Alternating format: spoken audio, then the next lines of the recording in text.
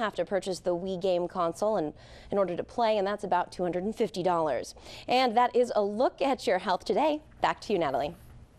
All right, thanks. We're going to listen to Governor Schwarzenegger. I think we have a soundbite from him that relates to our next story. Do we have that soundbite? And I stand ready to declare a state of emergency anywhere it is needed to protect public health and safety. I also encourage all Californians to reduce their water usage whenever possible.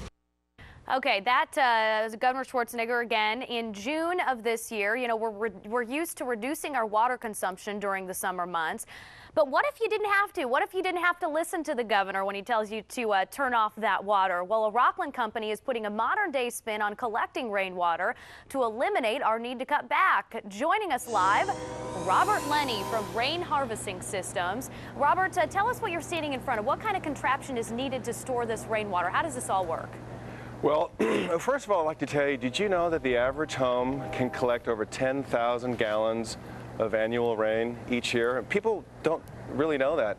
And all that rain is just going down the drain. So what we're doing is we're offering a special system to be able to collect that rainwater. And I'll tell you what, it's great on water conservation. And show us how it works there, as you're telling us. Okay, will do. Let's go in the shop here. And what happens first is rain will land on your roof, and so we have a simulated roof up there, and the rain will travel down the roof, and then it's captured inside the gutter, and we have a first stage filter on top of the gutter, which is gutter glove, gutter guard, and that keeps out the pine needles, seed pods, and all the debris, because if you're collecting rainwater, you don't want to have all that debris. You want the rainwater to be debris free by the time it gets to the tank. So then the water gets through this pipe up here, and then it goes through another filter right here, and then cleaner rainwater will travel down this pipe, and it will end up in our holding tank, and this is a 550-gallon rain tank. And then at this point, the rain can be used whatever you want. And you know, we have a pump down here where we can actually pump it anywhere you want. Okay. You can pump it inside your house, you can pump it outside and irrigate your plants. Can you drink this water, Robert? I mean, you can actually drink this when it comes out of here? Or is it more like hose water type of thing? Well, you can drink it once it's filtered properly, and this is our potable filter system right here, which we have a sediment filter, a pre-carbon, and reverse osmosis, and a post-carbon filter. Okay. Then you can drink it, yes. And if memory serves me right, I don't think we've gotten a good rain here in the valley since maybe February. So is there actually enough rain? I mean, are we saving it from like the winter months then and using it during the summer or throughout the year? Well, you know, it depends on how large of a tank that you can get. If you can get a super large tank, and we got a 3,000-gallon tank right over here, which is pretty darn large. So as much as you can collect, you know, you'll be able to use it throughout the summer months. But, you know, homeowners do use a lot of rainwater in their backyards and their front yards when they're irrigating.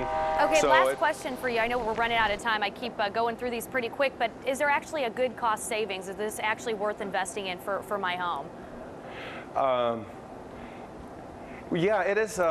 It is cost-effective for using it at your home. I think I got your question right. It is a cost-effective way for conserving water, for putting a system in, but the prices pretty much vary across the board. It really depends on. How much is it on the low end, Robert, would you say? Oh, on the low end? Well, let's take a quick peek right over here. On the lower end, we have a 60-gallon rain barrel, and a system like this might cost $149. Okay, all right. All right, thanks so much, Robert. We appreciate you joining us this morning. Well, thank you for having me here, Natalie. And Robert, you can check him out and Rain Harvesting System. Just log on to fox40.com and click on Quick Links. Let me get caught up here. All right, and let's talk a little bit about some other ways that you can save water, save on your water bills if you don't want to install a system like that. Yeah, here you go, some tips, 5 actions you can actually take now. First, stop the leaks. A bathtub faucet that drips 60 drops per minute is losing 192 gallons of water per month. To check if your pool is leaking, you can put a bucket on the top ladder step filled with enough water to meet the top water line of the pool. Then you check to see if the water level goes down in the pool compared to what's in the bucket. It's a good tip. Second, if your home was built before 1992, chances are that you don't have an efficient toilet. Well, you can check to see when your toilet was made by lifting the lid and looking for a little stamp on the back. To save water, your toilet should be using 1.6 gallons per flush. Again, a toilet before 1992 not so great. Also, old clothes washers use more water than newer ones, and proper landscaping design and irrigation also helps by mulching over soil around plants there. You can kind of keep the water that you put in the soil right in there, and that helps. All right, and finally, check out what you're watering. Some plants don't need to be watered regularly. There you go. All right, we're going to see you right after this. We'll be back with some news from Hollywood.